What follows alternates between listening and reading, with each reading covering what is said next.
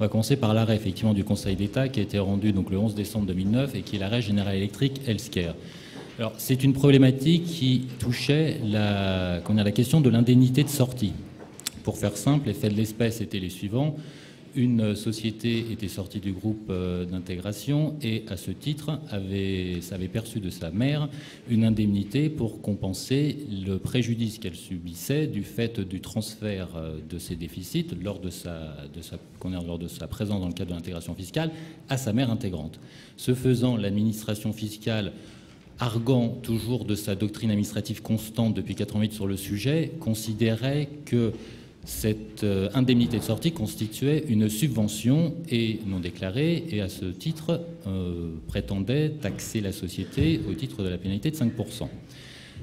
Le Conseil d'État, alors dans un premier temps, la Cour administrative d'appel de Versailles avait fait droit à l'administration fiscale en retenant effectivement, sur une lecture assez simpliste à vrai dire, que le produit était imposable dès lors que la perte liée au report des déficits résultait de la seule application de la loi fiscale. Mais à la rigueur, point. Et donc, à ce titre, il ne pouvait pas avoir de caractère indemnitaire à la somme qui était perçue.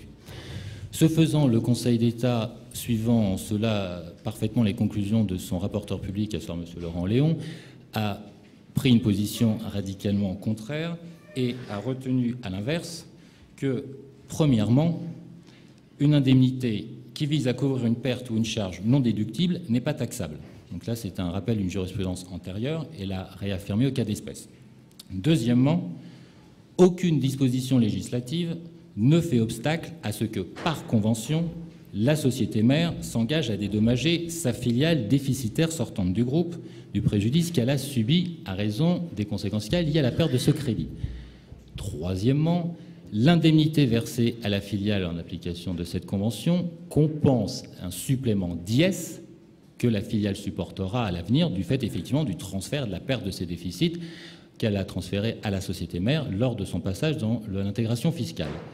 Et elle en déduit que l'indemnité n'est pas taxable puisqu'effectivement elle a pour but de compenser un préjudice qui lui-même n'est pas déductible. Et à ce titre, on peut peut-être poser 3 limites à cette règle. La première qui consiste à s'intéresser d'une part à l'assise qui a été rajoutée par le Conseil d'État sur la non-déduction de cette indemnité au niveau de la société versante. Deuxièmement, sur la limite de cette indemnité, à savoir cette indemnité vient compenser le supplément d'IS perdu par la filiale sortante et non pas l'assiette des déficits. Et troisièmement, quid au cas d'espèce si les déficits n'avaient plus été indéfiniment reportables? Alors c'est un sujet qui avait été soulevé par le rapporteur public dans ses conclusions, mais qui n'était pas en débat devant le Conseil d'État. Et donc le Conseil d'État publiquement s'est contenté de souligner le point en disant qu'il n'était pas saisi de cette logique, et notamment en écartant l'argument de l'administration, tendant à dire dès lors que cette indemnisation n'est pas prévue par les dispositions du Code général des impôts, eh bien, elle n'est pas possible. Elle n'est pas possible en franchise d'impôt.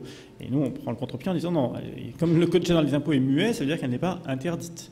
Alors, comme ça a été dit à l'instant, effectivement, il y a une réserve que j'évoquais dans mes conclusions qui serait l'hypothèse qui était celle de l'espèce, mais qui n'est plus le cas maintenant, dans laquelle les déficits n'étaient pas indéfiniment reportables dans le temps, mais vous savez, devaient être imputés dans les 5 ans qui suivaient leur constitution. Et donc on pourrait bien sûr on pouvait considérer à l'époque être en présence d'une subvention dans l'hypothèse où la filiale sortante se verrait indemnisée de déficits qu'en tout état de cause, elle n'aurait plus pu reporter parce qu'ils étaient vieux de plus de 5 ans et donc il n'y a aucune matière à indemnisation. Désormais, la question ne se pose plus puisque les déficits sont indéfiniment reportables, bien sûr. Alors, il y aurait encore une autre hypothèse dans laquelle il y aurait une subvention qui, elle, serait taxable pour une partie. C'est l'hypothèse dans laquelle l'indemnisation versée lors de la sortie de la filiale excéderait le manque à gagner fiscal, enfin plutôt le supplément d'impôt lié à la perte des déficits abandonnés par la filiale lors de sa sortie du groupe. Donc il faut bien analyser quelle est l'économie d'impôt que ces déficits auraient occasionné pour la filiale si elle avait pu les conserver en sortant du groupe.